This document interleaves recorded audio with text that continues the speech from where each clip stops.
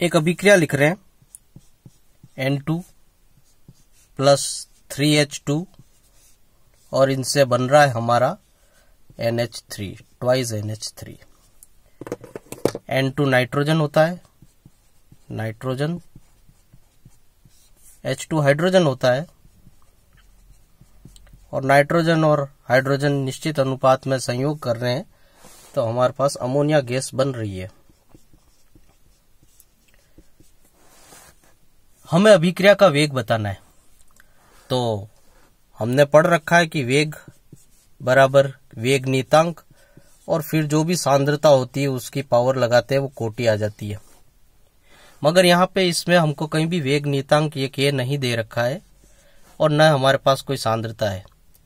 अब हम वेग नियतांक और सांद्रता को छोड़ देंगे और अभिक्रिया का वेग कैसे बताएंगे उसको ध्यान से समझना है। तो अभिक्रिया का वेग जो होगा वो देखिए, अभिक्रिया का वेग,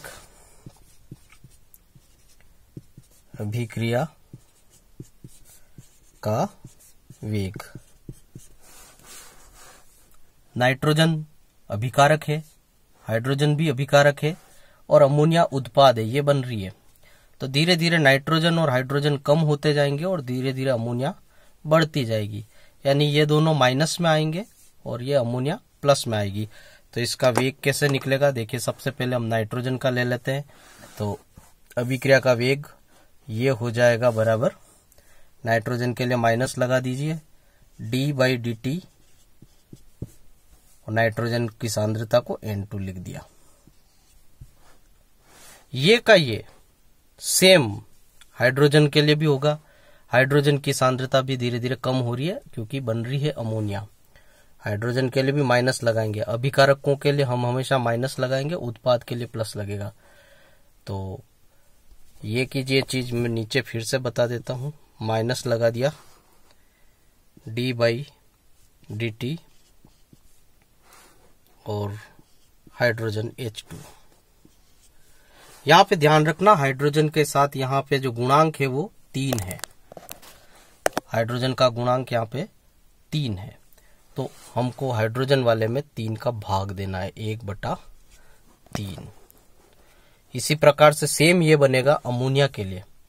अमोनिया NH3 है तो d/dt, अमोनिया की सांद्रता NH3 ब्रैकेट में, बड़े ब्रैकेट में लिखेंगे और याद रखेंगे कि अमोनिया के साथ गुणांक जो था हमारा वो था 2, तो हमको 2 का भाग देना है।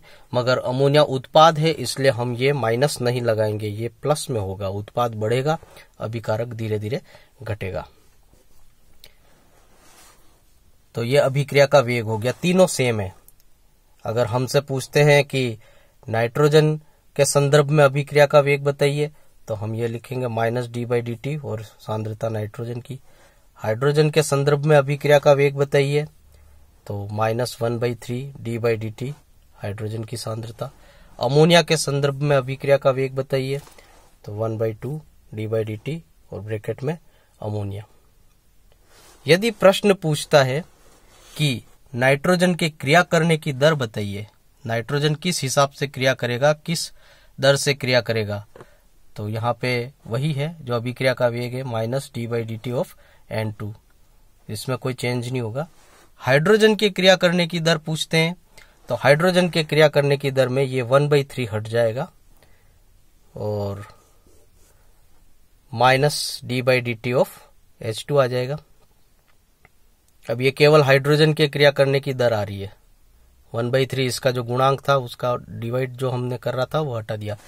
अमोनिया के बनने की दर बताइए, अमोनिया बन रही है, ये दोनों क्रिया कर रहे थे और अमोनिया बन रही है। अमोनिया के बनने की दर बतानी है तो अमोनिया का भी 1/2 हटा दिया, ये अमोनिया के बनने की दर हो गई।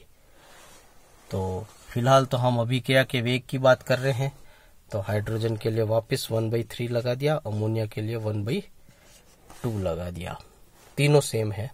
धन्यवाद।